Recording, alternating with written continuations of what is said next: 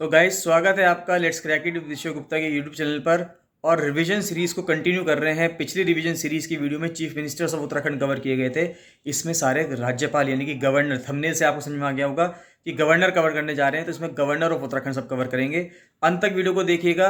बहुत important series चल रही है रिवीजन सीरीज। आगे आने वाले एग्जाम्स में सभी के लिए बहुत बहुत ज़्यादा इंपॉर्टेंट सीरीज चल रही है।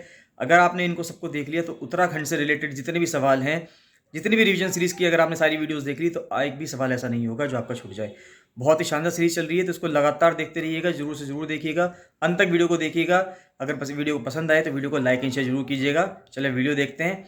और अगर आप चाहें तो साथ में इसके नोट्स भी बना सकते हैं और या नोट्स ले भी सकते हैं। तो नोट्स लेने के लिए 7665804421 पर कॉल या मैसेज भी कर सकते हैं। तो अब हम पढ़ेंगे गवर्नर्स। देखिए, गवर्नर्स बहुत इंपॉर्टेंट है। जिस तरह से चीफ मिनिस्टर्स को हमने कवर किया है, चीफ मिनिस्टर से सवाल पूछे जाते हैं, उसी प्रकार से हर बार गवर्नर से भी सवाल पूछे जा सकते हैं अपने एग्जाम में। तो गवर्नर्स को कवर करना बहुत मुश्किल है। बहुत मुश्किल तो है ही, लेकिन साथ साथ ये है कि बहुत इंपॉर्टेंट है। अब गाइस बताना चाहूँगा कि जूनियर असिस्टेंट के एग्ज़ाम के लिए, कनिष्ठ सहायक के एग्ज़ाम के लिए फुल प्रिपरेशन बैच चल रहा है, और RARO सचिवालय के लिए भी फुल प्रिपरेशन बैच चल रहा है। तो ये दोनों प्राइम बैचेस चल रहे हैं, आप इन दोनों को ज्वाइन कर सकते हैं। इन दोनों में ज्वाइन करने के लिए 7665804421 पर कॉल या मैसेज कर सकते हैं। साथ साथ पटवारी लेखपाल एग्जाम के लिए करंट अफेयर्स की PDFs और daily MCQ practice, daily practice group चल रहा है। इन सबको ज्वाइन करने के लिए आप 7665804421 पर कॉल या मैसेज कर सकते हैं। चलिए स्टार्ट करते हैं गवर्नर ऑफ उत्तराखंड। अब देखिए, यहाँ पे बहुत इंपॉर्टेंट से बहुत ही अच्छे तरीके से आपको समझाया गया है, तो आप इसको समझते रहिएगा। ये गवर्नर के नाम हैं, कितने कितने समय तक वो ऑफिस में रहे हैं, ये उनका टेन्योर है, और किस राष्ट्रपति के द्वारा वो अपॉइंट किए गए थे गवर्नर, क्योंकि गवर्नर को अपॉइंट कौन करता है? राष्ट्रपति अपॉइंट करता है।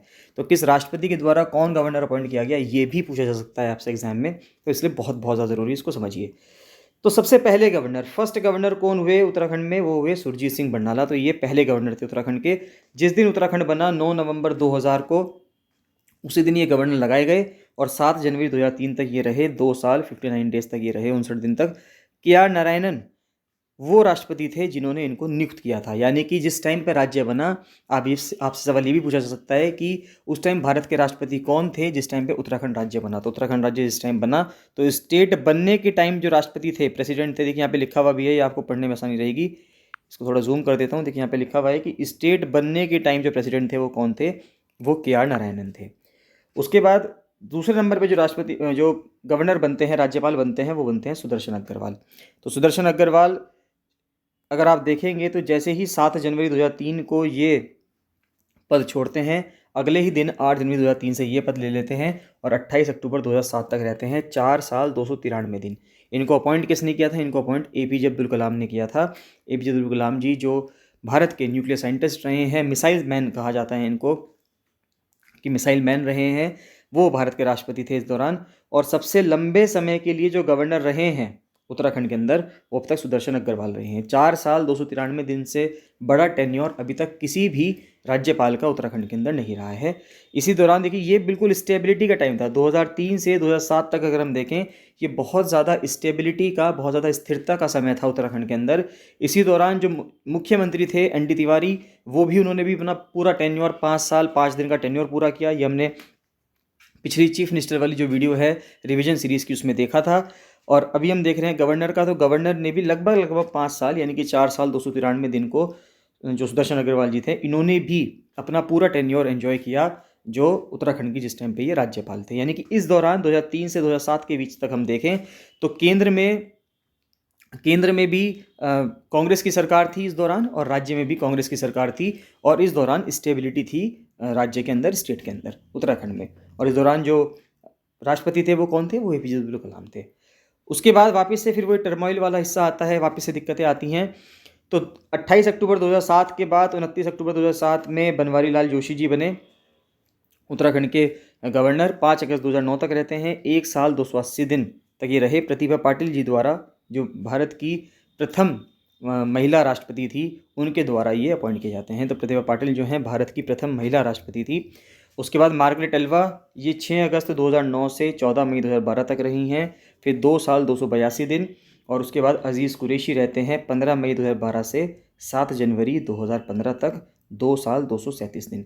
इस दौरान बनवारी लाल जोशी, फिर मार्गरेट एल्वा, फिर अजीज़ कुरैशी आते हैं। प्रतिभा पाटिल केंद्र में राष्ट्रपति रही हैं, ये तीनों यहाँ पे गवर्नर्स बने हैं। और जो सरकार रही है ये किसकी रही है? ये बीजेपी की सरकार रही है इस दौरान, स्टेट के अंदर की मैं बात कर रहा हूँ।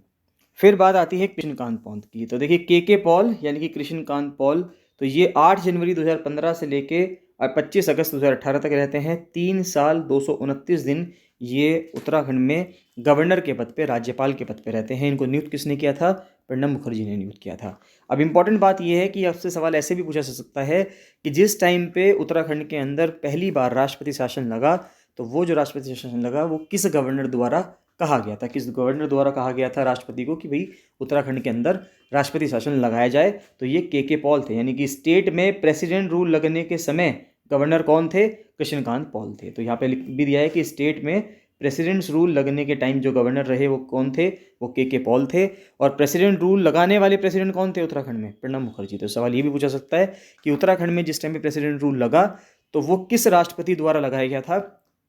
तो वो प्रणब मुखर्जी द्वारा लगाया गया था। ये इंपॉर्टेंट चीज़ है।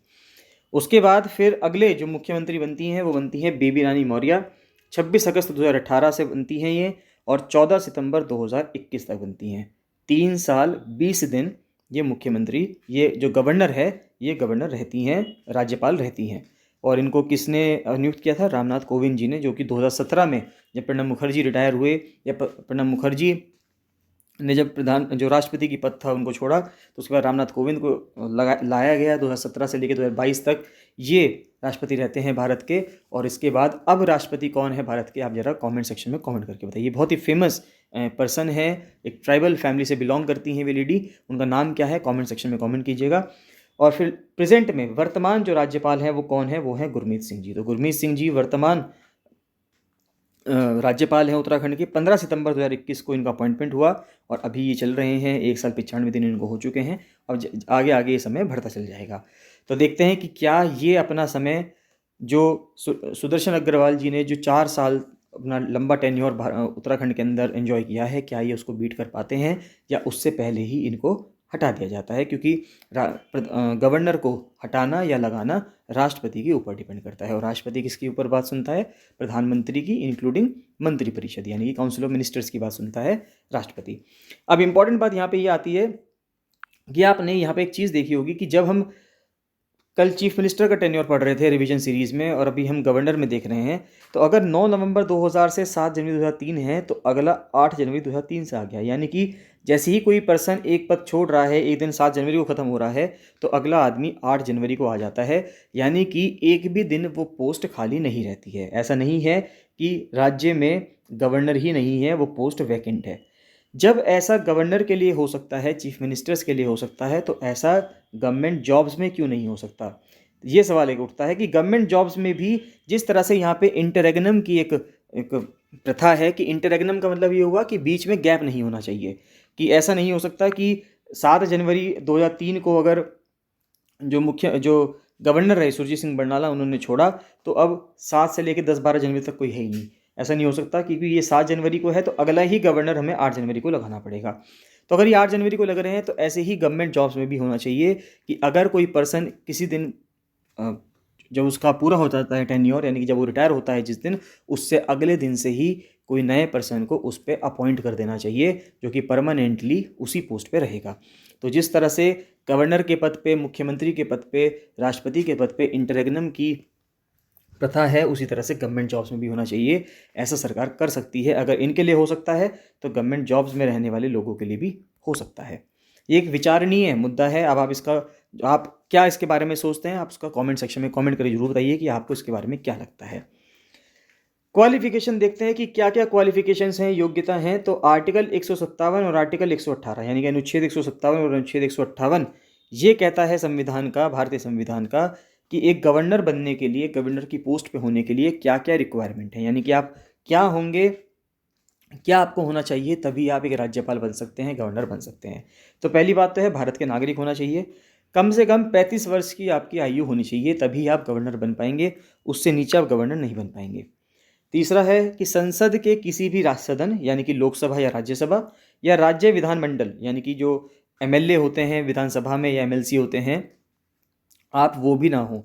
यानी कि ना तो आप एमपी हों किसी भी हाउस के, चाहे लोकसभा हो चाहे राज्यसभा हो, ना तो आपको एमपी होना, ना आपको एमएलए होना, और ना ही आपको एमएलसी होना।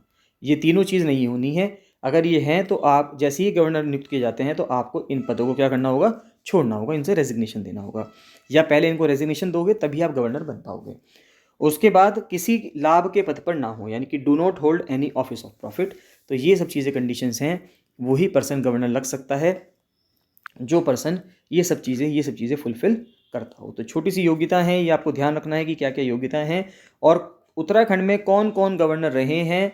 और गवर्नर का पद जो है, अगर हम देखें तो गवर्नर का पद आता किस आर्टिकल से है, 153 आर्टिकल से आता है। तो 153 आर्टिकल जो है, आर्टिकल 153 वो बताता है कि उत्तराखंड में कौन होगा या किसी भी राज्य में कौन होगा, एक गवर्नर होगा।